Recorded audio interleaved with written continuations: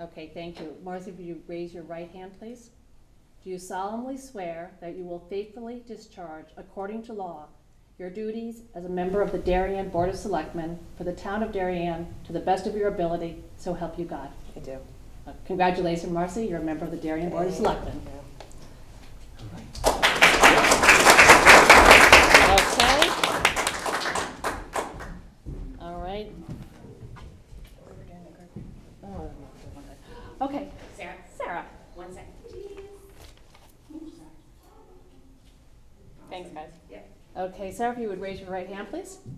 Do you solemnly swear that you will faithfully discharge, according to law, your duties as a member of the Darien Board of Selectmen for the town of Darien to the best of your ability, so help you God? I do. Thank you. Okay, congratulations, Sarah. You're a member of the Thank you. Board of Selectmen. And lastly, we have John Zakrotsky. Okay, can someone take a picture for John? Okay. All right. Nice job. Okay. Good distance. John, if you'd raise your right hand, please. Do you solemnly swear that you will faithfully discharge, according to law, your duties as a member of the Darien Board of Selectmen for the town of Darien to the best of your ability, so help you God? So help me God, I do. Okay, congratulations. Thank you. You're very welcome. Okay. And now we have Monica. Okay.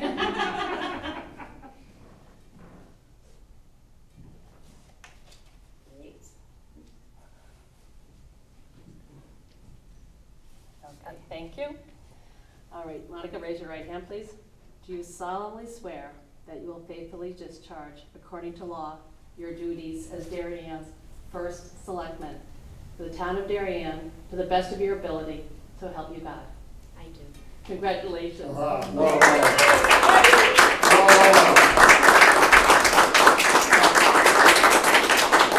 now that concludes the swearing in for the Darien Board of Selectmen at this moment. Thank you all. Thank you for coming, everyone. Okay.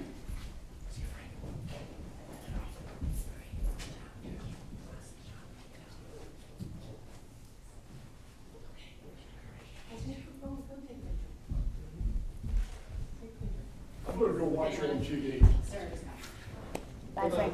Thanks for coming. I'm going home and have a nice cup of coffee with my daughter on the lap and watch her.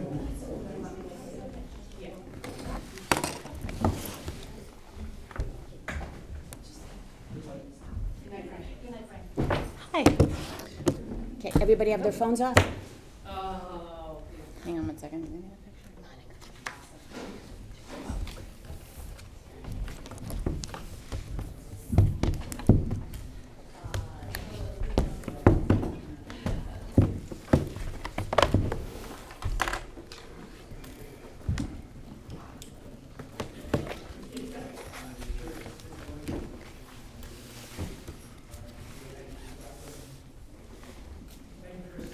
Oh, you're welcome. I can see you in a few minutes.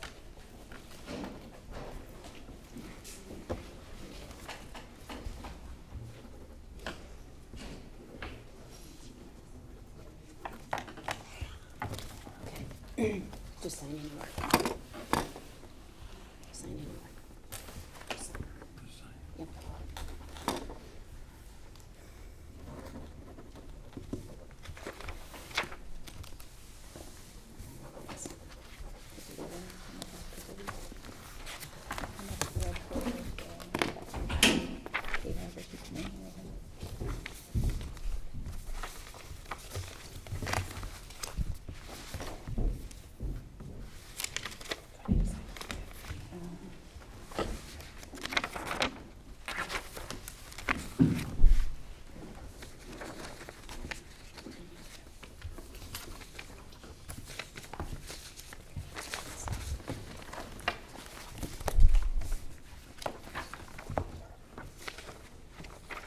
Okay. Hi. I'd like to call this regular meeting of the Board of Selectmen for November 8th to order at 7 o'clock. Please rise to say the Pledge of Allegiance. I pledge allegiance to the flag of the United States of America and to the republic for which it stands, one nation, under God, indivisible, with liberty and justice justice for all.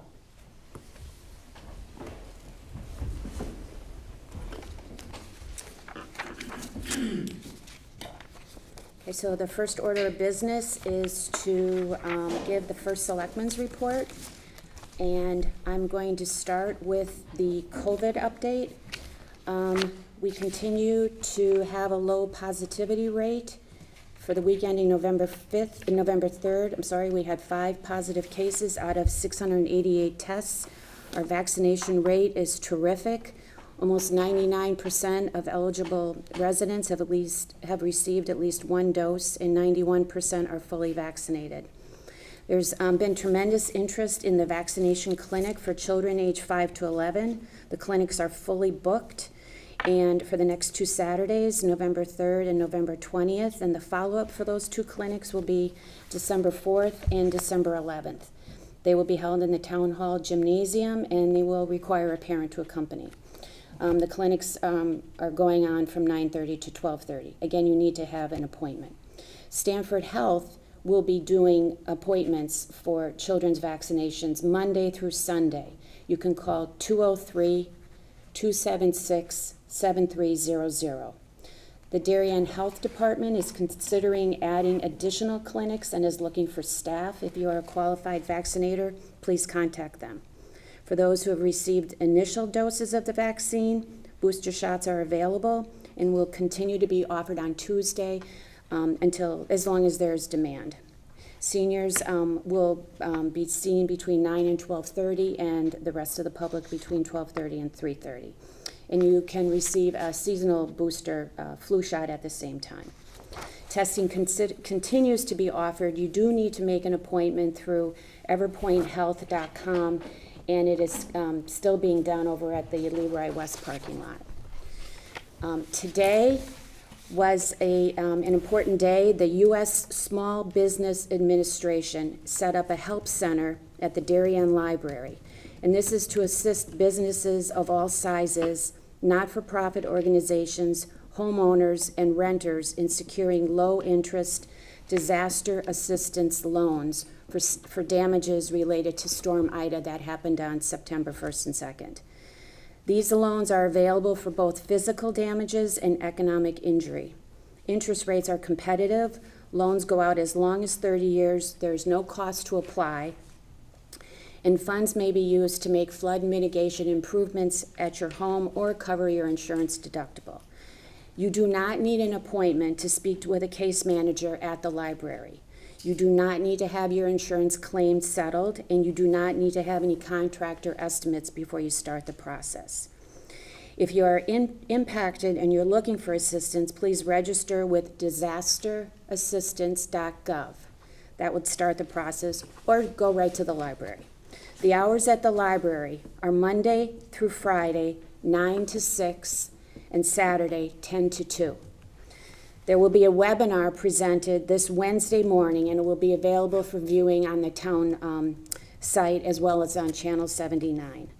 The deadline for a physical damage application is December 29th, but we know how busy that time of year can be. So please, if you're interested in this at all, please stop in the library and start the process. Again, the deadline for physical damage applications is 12/29.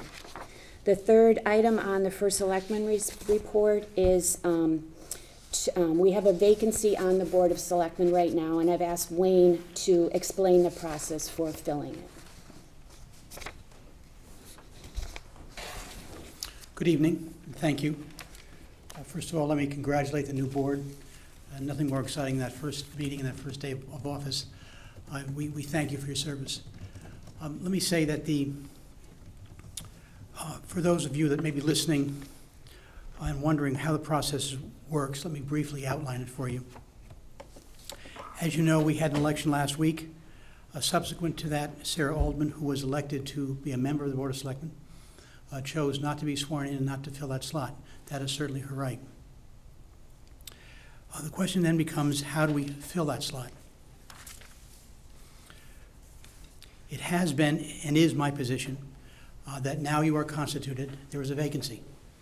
And under our charter, Section 8, under the Connecticut General Statute, Section 9-222, There is a very specific process that you as a selectman follow to fill that position. Some folks have raised a question as to whether or not it would be appropriate for the individual who happened to get the next most votes should automatically take that slot. That is not the case. I can tell you that I have looked at the charter, I've looked at the code, I've looked at the statutes, I've looked at case law, and that is not the way it works. There is nothing that one can find in those sources that would outline that possibility. It's not the way it works. I have also had the opportunity to speak at length with the Chief Counsel for the Secretary of State, who deals with this process on a regular basis, who has seen almost anything there is to see in the many years that he's been there. He agrees with my recommendation. He agrees with the process that we're going to follow. It is my opinion that the appropriate process would be to follow Section 8 and Section 9-222, which provides for the filling of that vacancy. To do that in a timely manner, your board would have a period of 30 days in which to do that. I think there's plenty of time to do what you need to do to satisfy yourself as to who would be the best candidate to fill that slot. The person that would fill that slot would have to be a Democrat under our charter, and that can be done and can be followed expeditiously. I think the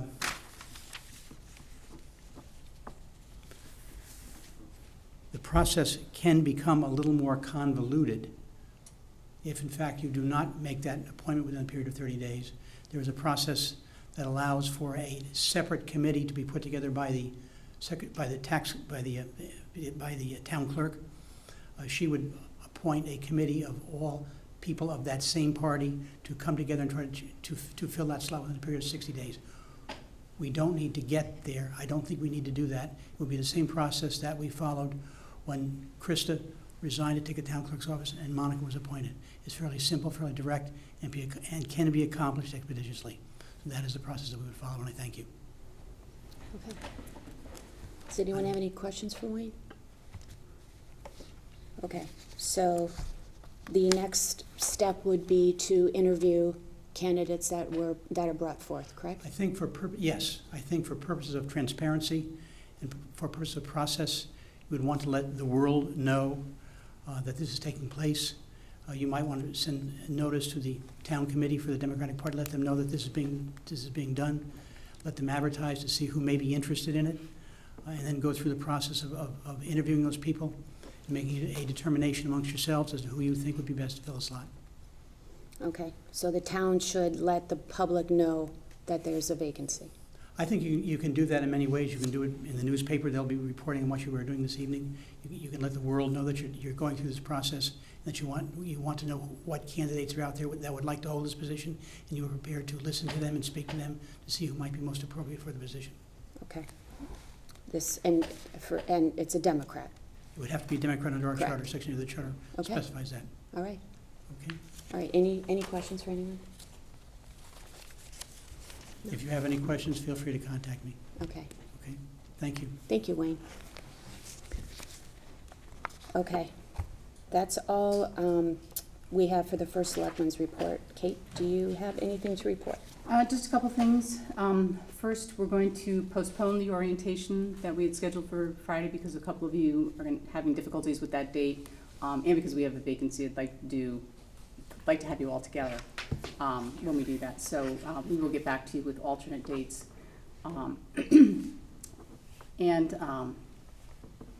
The stairs are done out front. They look nice.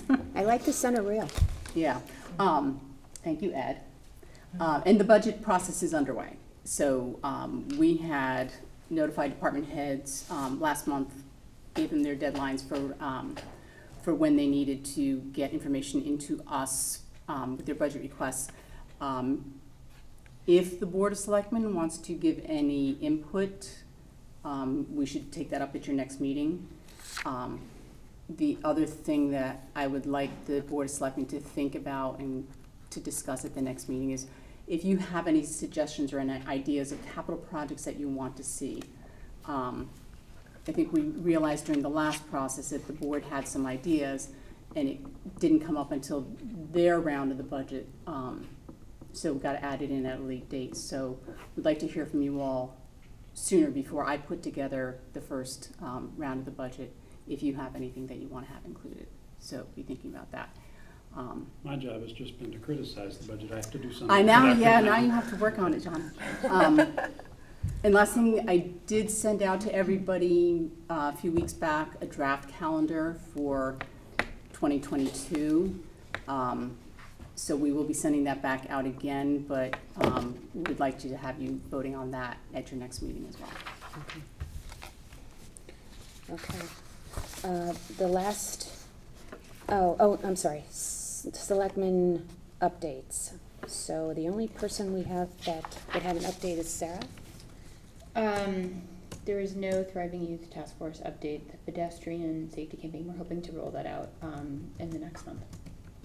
How are they starting that? We need to finish up the website Mhm. that they would like to use as a launch. But there are some lawn signs and some banners and some window clings, and there will be some marketing that we can do. We can work with the police department and the police association to do so. So as soon as we know more, we will let you know. So when they start this, is it everything at one time or is it a rollout? No, I think it's everything at one time. The initial thought when we first met back in June was to have it to be a month. Initially it would be June, but at that point we had just started talking about it. So we could do it now and then redo it again maybe in June when kids start to get out of school and kids are starting to use the roads again. So admittedly at this point in time, there's not that many kids and bikes out at all hours as there might be. But there are people still on the road, so yeah. Still people concerned.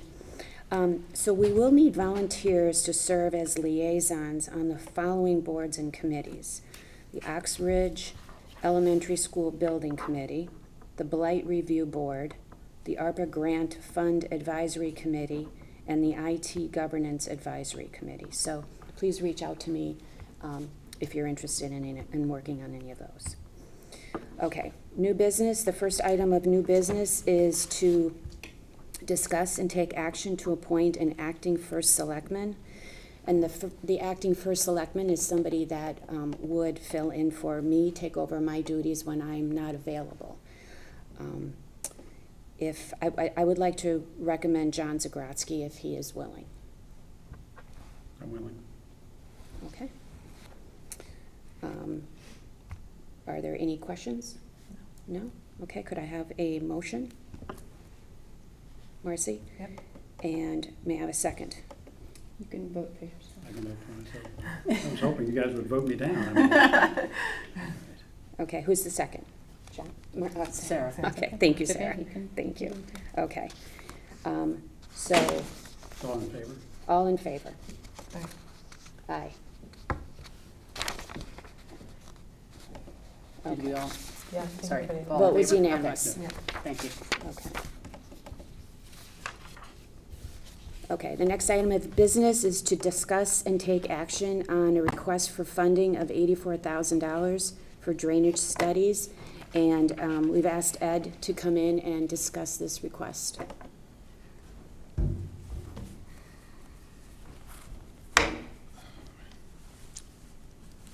Good evening. Congratulations to all you, reappointments, new appointments, new first selectman. I have the honor of being the first department head to come in front of you and ask for something. Not the last. And to let the possible acting first selectman know that you're gonna need all of my phone numbers. So Kate will give that to you. Yeah, I'll just call you and say no. How about that? No? I'll spend it.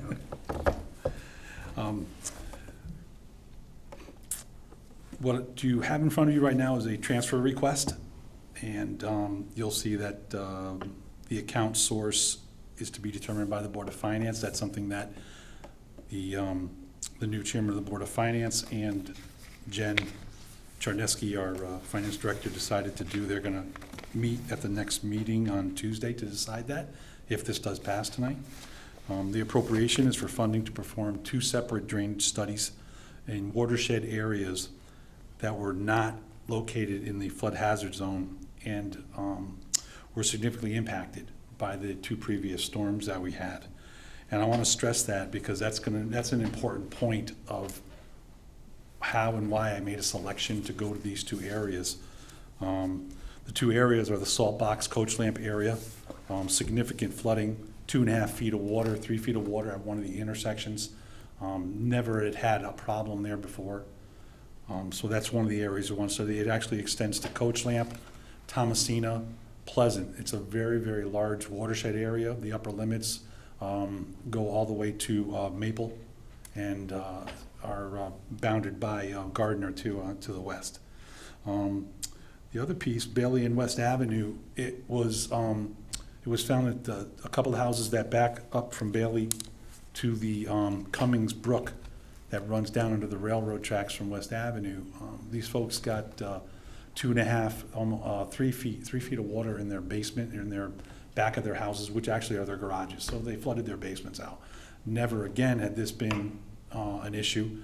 Again, an area that was not slated as a flood hazard zone, in my opinion, should not have happened. So that's why these two areas, this is why we're looking at them. This is why we're targeting those two spots. Now, understand that there are other impacted areas from these storms. At the meeting for the Board of Selectmen, you folks had got a chance to see it. There's other areas that the DPW is going to investigate. We're going to take a look at the structures, infrastructure that's out there, take a look at its capacity, its functioning, is there any blockages? And some of the areas impacted are small enough or of a size that either myself or the Assistant Director of Public Works have enough knowledge and background in drainage that we can actually do the analysis. And if we need help, we'll get help. But those are the ones we're keeping on our list to do. These two that I put forth right now are of the magnitude that I need hydraulic models run. Stuff that we can't do here in-house. I did provide you with a short scope of work of how we're going to do the work, with collecting the data that's out there in the field, any historic data in our office. We're going to run models. I gave you the percentage of annual storm frequency. It's a little bit different now than it was a couple of years ago, but I'll give you both.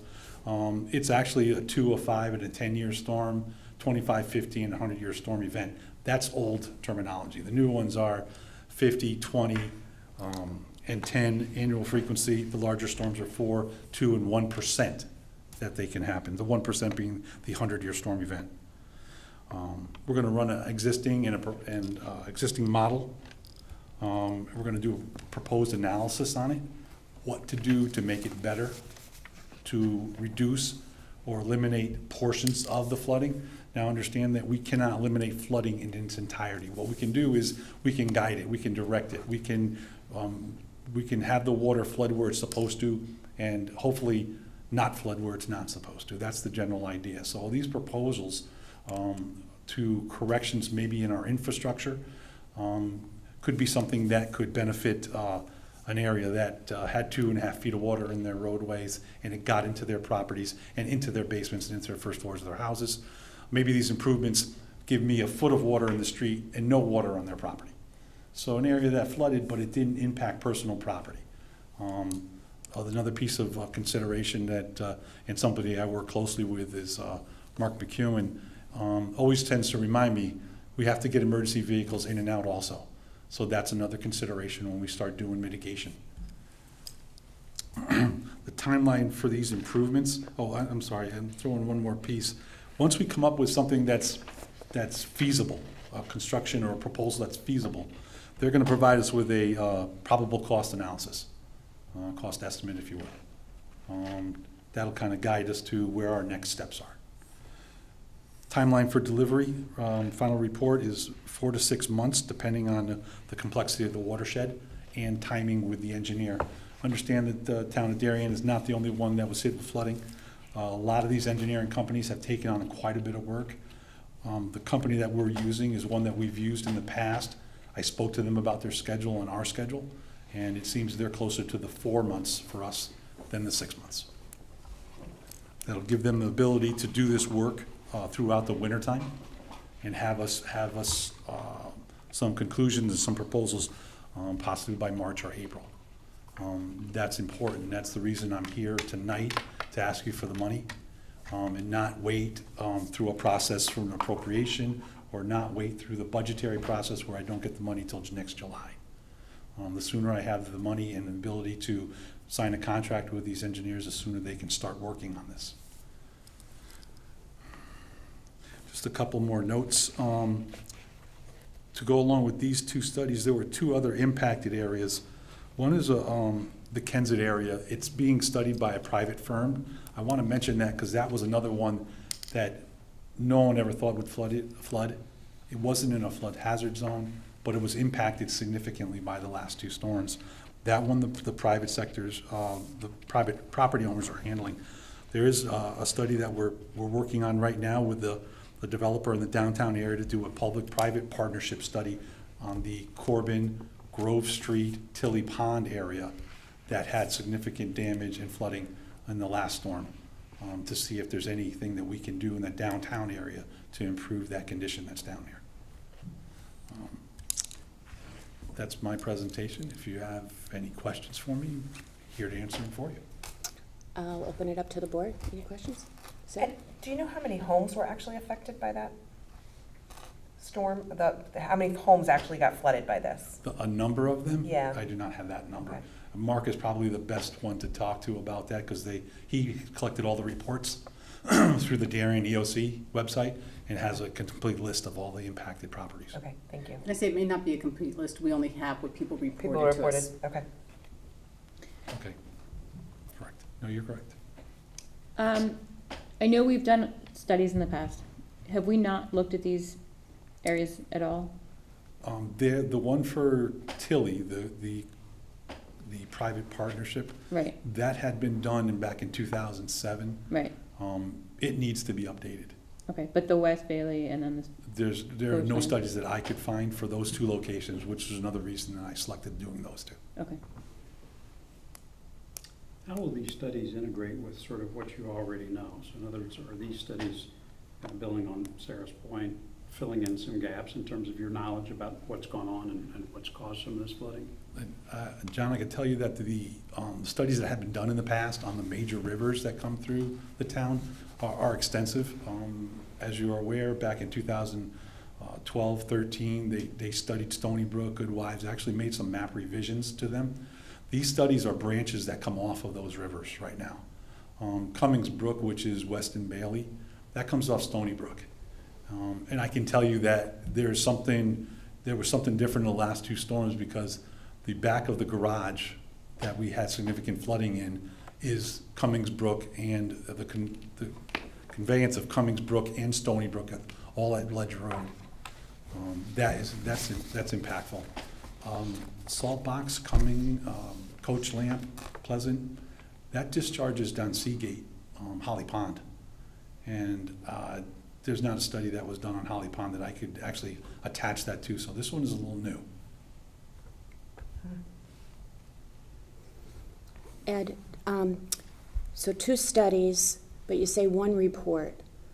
Are they generating two reports? They are. They are, right? They Okay. are. And I'm are sorry if they- I confused you, put that in there Yeah, no, that's okay. And timing-wise, they'll work on them?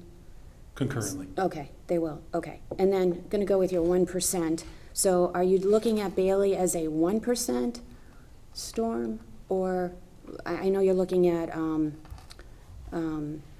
Salt Box as a 1%. Are you looking at it as a 50 or a 100 year? I'm having both of them looked at the 100, because that would tip me to something that I needed to address with FEMA, Okay. possible Lomar.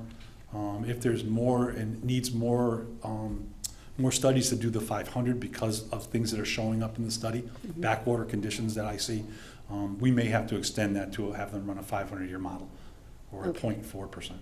But they're both to 100? Correct. Okay. They both will be. Okay. Any further questions? No? Okay. If not, may I have a motion to approve the request for funding in the amount of $84,000 for drainage studies? So moved. Thank you, Sarah. Second. Thank you, John. All in favor? Aye? Unanimous. Thanks, Ed. Thank you for coming in. All right. Thank you very much. Okay. Okay, the next item of business is to discuss and take action on the request for funding of $110,000 for proposed consulting contract for FEMA application assistance. Kate, would you please explain this item? Sure. This was a little confusing, Kate. Yeah, it is, I know. So we have right now about 10 property owners, 10 to 12 property owners who have expressed interest in filing for FEMA assistance for either elevation or acquisition. Sometimes they'll put in an application for both to see what they can get. We don't have the capacity with our staff to handle that many applications, to gather the data and submit the applications. We have one part-time emergency management director, so we don't have the real expertise or the capacity to assist these residents in the best way possible, to give them the best chances success. So we've been trying, those of you who've been on the board know that we've looked at where could we find assistance for filing grants, the FEMA grants in the past. And prior to leaving her office, the former First Selectman and I had met with representatives from Dewberry, which is a large engineering firm that has a tremendous amount of expertise. So we asked them to provide us with a price, a quote, to assist us with these applications. So the total quote is for $196,000. That assumes the 10 to 12 applications. It assumes that 7 projects actually go forward. It assumes more elevations than acquisitions, and the reason for more elevations than acquisitions is that the property values, the level of our property values makes it harder to hit that level where FEMA would consider an acquisition, because you have to have had so much damage to the property over the years before they'll agree to acquire the property. Their quote also involved project management after grant award. So, what I'm asking for is funding that would get us to the point where we could gather the data, do the analysis on whether or not these applications are viable, and then for those that are viable, make the application to FEMA. That's what the $110,000 would get us. So it's basically providing us the assistance that we need to give assistance to the homeowners. There is not an obligation to do this. I mean, we are the ones who have to file for the grant. Basically, I think Mark laid it out pretty well in his memo. We, the town, are the ones who would have to apply for the grant. The homeowners can't do it on their own. And we provide them with as much assistance as we can, staffed as we are for this. It doesn't obligate us to the acquisitions, should they be approved. And that still has to go through a whole nother process. This is just to get us to the point where we can apply for the grants. Couple of questions. So the request before us is for $110,000. Yes, The full request, if they went through, was $196,000. yes. Okay. Do we know possibly what an estimate would be for our costs for either the elevation or the acquisition of those properties? So we wouldn't have any obligation with the elevations. If somebody's approved for an elevation, the 25% They share cover. has to be done by the property owners. Okay. No, I don't have an estimate. So if we had the acquisitions, I don't have an estimate on how much our share would be. Okay. But again, that would be a whole nother approval process. Well, and I don't know how many of the 10 want to be acquired and want to be Yeah, elevated. and the thing is that a lot of people will start out wanting an elevation because this is their home. Right. They don't want to leave it. And then, sometimes they end up where year after year through losses and they finally look at the acquisition. And then there are times when FEMA will say, no, we're not going to elevate that. Acquisition's your only option. Isn't it the case that the reason the Crimmins Road property went through was because they had a history of losses? Right, and the level of the amount of the losses reached a threshold. Right. There's other houses on Crimmins Road where they've either not filed claims or not had losses, which puts them at a disadvantage in this process. Yes. In the sense that FEMA won't consider those applications. And so if we're gonna spend money to help homeowners sort of navigate this process and get these applications submitted, I'm just kind of wondering, of the homeowners that are pursuing this process, two questions. One is, how many of them are in the situation that Crimmins Road homeowner was, where they have a set of complaints or a set of previous claims that make them sort of FEMA grant eligible, either for buyouts or for elevations? Because if a lot of these homeowners are just not there yet, and they're like these other homeowners where they just have no claims, isn't it true that FEMA is simply going to turn those applications down in any case until they get to that point? And then my second question is, does any of that calculus change with the president's disaster declaration, and are some of these rules being loosened such that homeowners that were at devastating flooding with these two storms could potentially be eligible even though they had not had prior claims? Okay, so the first question, I don't know that any of them are to the point with the repetitive losses that they are at that threshold.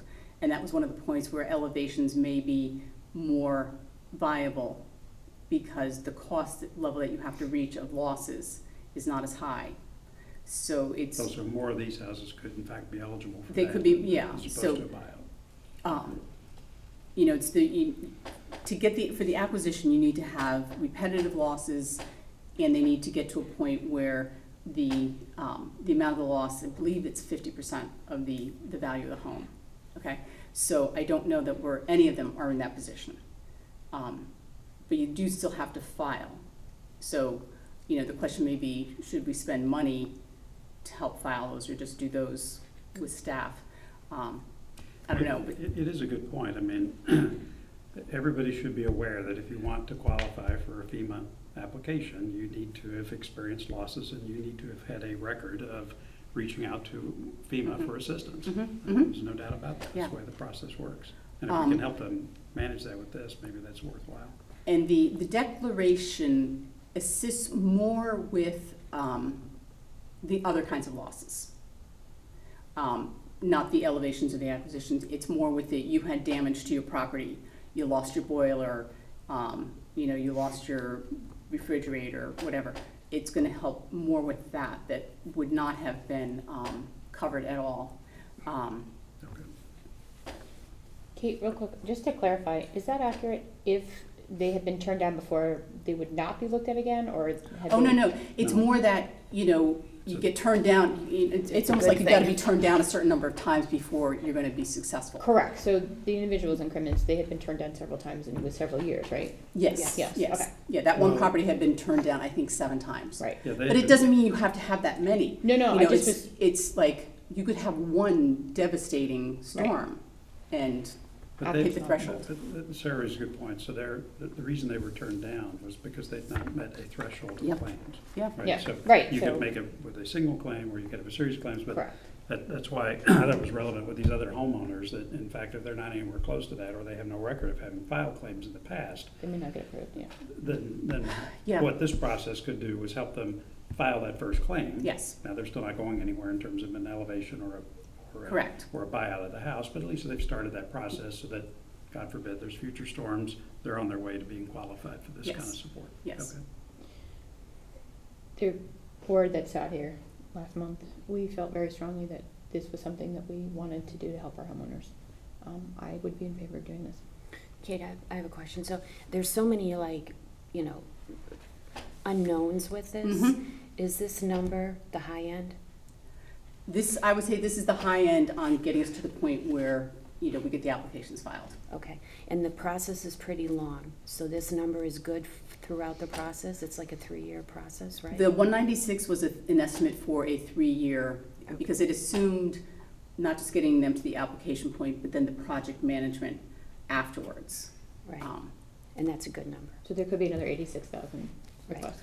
Right, but I think, you know, the other part of it is a little bit more nebulous because, I mean, not that this is a set in stone number, We just you don't know, know how many are. but the project management, it's more expensive to manage an elevation than it would be if it was an Sure. acquisition. Yeah, sure.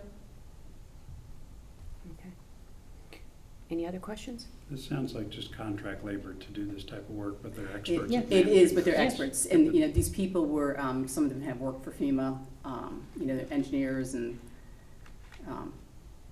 they have the expertise and the bodies to throw at it. To Sarah's point, this is a major issue, not just in the campaign, but frankly with a ton of people we've all collectively talked to and watched and seen the videos. I think this is a great initiative to try and help that community start to manage this process and not just submit their applications, but frankly get educated on this. I've talked to a number of people who their first request, could somebody just teach me what I need to do and what I need to know about this so I can get started? And these guys, if they're experts, they'll do that. So is the concept that they'll be finished, the applications will be done by January 12th? I don't know. That's the deadline on one of the current programs that are available, but these programs also kind of come available on an ongoing basis. You know, the good example we keep pointing to is the Home on Crimmins was approved under a disaster declaration for a tornado in northern Fairfield County.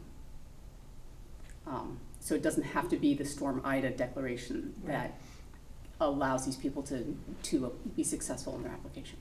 Your government at work. Okay. Any other questions? If we approve on this tonight, when could they start? Well, that depends on, I suppose, the RTM, because in discussions with the finance director and the likely next chairman of the Board of Finance, they feel that this requires a special appropriation, that we don't have this amount of money in contingency, plus because it's something kind of new and not anticipated in the budget, it would need to go to the RTM. So then I've already included the chairman of F&B and, well, I should say previous chairman of F&B and the previous moderator. We'll see what happens later tonight. So they're already aware that the board is looking at these things. So if they are willing to move quickly, it's possible to get this on the December agenda for the RTM. But we might miss that January deadline for those Yeah, residents. yeah, but I think that would be a tall task anyway. Sure. So That's why I was just curious. yeah. Yeah, okay. Well, we'd only get it, when's the Board of Finance meeting? We'd only beat it by 2.5 weeks or so. The Board of Finance meeting is next week. Okay. Yeah, 3 weeks. Okay. Any other questions? Okay. May I have a motion to approve the request for funding in the amount of $110,000 to engage a consultant to assist with FEMA applications? So moved. John? Second? Sarah? Sarah? All in favor? Aye. Aye. Unanimous.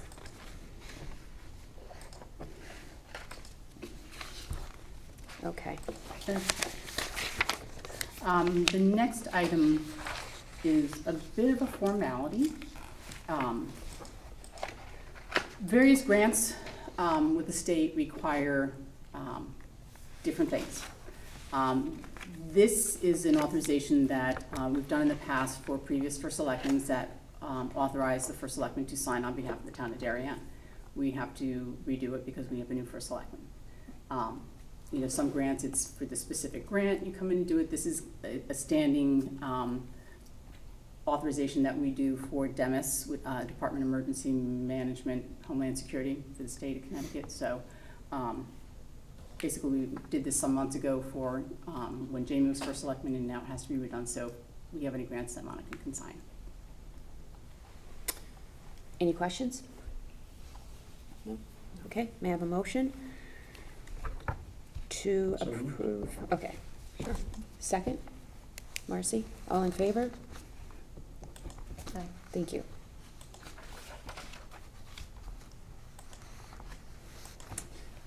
Okay, and the next item on the agenda is approving minutes.